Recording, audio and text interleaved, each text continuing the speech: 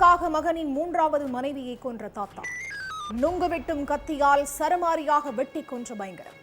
வெறும் வாய் சண்டை கொலையில் முடிந்ததா அல்லது சொத்து தகராறு காரணமா? ரத்தம் தெறிக்க தெறிக்க நடந்த பயங்கர கொலை சம்பவத்தின் பின்னணி என்ன?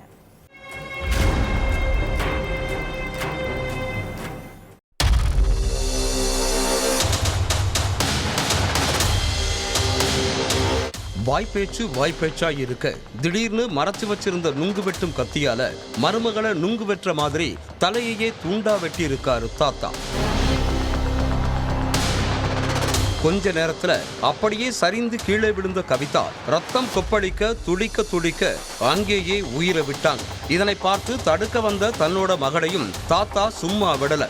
அவரையும் சரமாரியா வெட்டிட்டு அப்படியே நின்று இருக்கார். தாத்தா செய்த வெறி செயலால உறைஞ்சு போய் நின்று அக்கம் பக்கத்துல இருக்கவங்க பயம் கலந்த நடுக்கத்தோட போலீஸ்காரங்களுக்கு தகவல் கொடுத்திருக்காங்க. சம்பவ இடத்துக்கு வந்த போலீஸ்காரங்க தாத்தா கிட்ட விசாரிச்சதுல பல அதிர்ச்சிகரமான தகவல் வெளியாச்சு.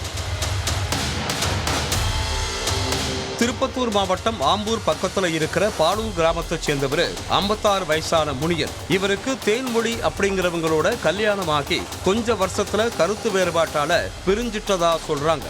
அடுத்ததா ராஜேஸ்வரிங்கிறவங்கள கல்யாணம் பண்ணதுல இவங்களுக்கு 27 வயசுல அபிமன்யுங்கிற பையன் இருக்கான். இந்த நிலையில ராஜேஸ்வரியும் கடந்த 6 வருஷத்துக்கு முன்னாடி உடம்பு சரியில்லாம இறந்துட்டதால 3வதா 44 வயசான கவிதாங்கிறவங்கள கல்யாணம் பண்ணியிருக்காரு முனியன்.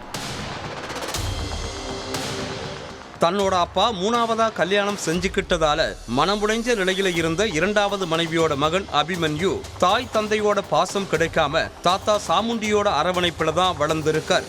அதே போல நுங்கு வெட்டும் தொழில தன்னோட பேரனுக்கும் கத்துக் கொடுத்து தாய் இல்லைங்கிற குறை இல்லாம தாய்க்கு தாயா தந்தைக்கு தந்தையா சகோதரனுக்கு சகோதரனா அபிமன்யுவை பாசத்தை கொட்டி வளர்த்திருக்கார். அந்த ஊர்ல அபிமன்யுவை யாராச்சும் காயப்படுத்துற மாதிரி பேசினா கூட அவங்கள சும்மா விட மாட்டாரு சாமுண்டி தாத்தா.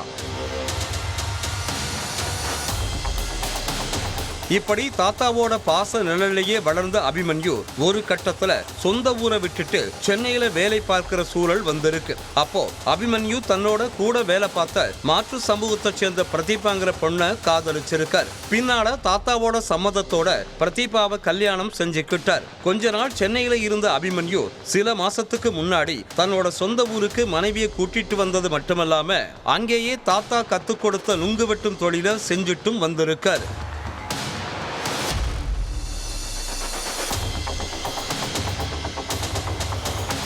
அபிமன்யு காதலிச்சு கல்யாணம் செஞ்சது பிடிக்காம அவரோட அப்பா முனியனும் அவரோட 3வது மனைவி கவிதாவும் அடிக்கடி தகராறு செஞ்சதாகவும் சொல்லப்படுது.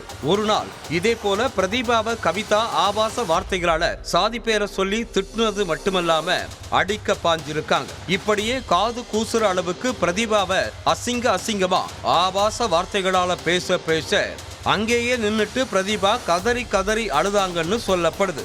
இத பார்த்தா அக்கம் பக்கத்துல இருந்தவங்க இது அவங்களோட குடும்ப பிரச்சனை, நாம ஏன் தலையில் நுழைக்கணும்னு சண்டையை வேடிக்கை பார்த்துட்டே போனதா சொல்லப்படுது. இதுக்கு மேல ஆபாச வார்த்தையை தாங்க முடியாத பிரதீபா தன்னோட கணவனான அபிமன்யுவுக்கு கால் பண்ணி உங்க அப்பாவும் சித்தியும் என்ன ரொம்ப கேவலமா சாதி பேரை சொல்லி திட்டுறாங்கன்னு சொல்லி கதறி இருக்காங்க. காதல் மனைவியோட அழுகை சத்தம் நெஞ்ச பொழக்க அவரு உடனே அங்கேயே இரு இதோ வர்றேன்னு தன்னோட தாத்தாவான சாமுண்டிக்கு பிரச்சனை பத்தி போன் பண்ணி சொல்லிட்டு தகராறு நடக்கிற இடத்துக்கு வர சொல்லி இருக்காரு அபிமன்யு. இப்படியே 4 பேருக்கும் வாய் தகராறு முத்த அங்கு வந்து சேர்ந்திருக்காரு தாத்தா சாமுண்டி. முதல்ல தன்னோட மகனுக்கும் மருமகளுக்கும் அறிவுறுத்தலாம்னு வந்தவரு இவங்க பேசுற பேச்சால எரிச்சலாகி கோபத்துல கொந்தளிக்க ஆரம்பிச்சுட்டாரு. கண் முன்னாடியே பேரனையும் பேத்தியையும் மகனோட 3வது மனைவி வசைப்பாட ஆத்திரம் தாங்காத சாமுண்டி வெறி கொண்டு சட்டென அவரோட வேட்டியில வச்சிருந்த நுங்கு வெட்டும் கத்தியால மருமகளை சரமாரியா வெட்டி இருக்காரு.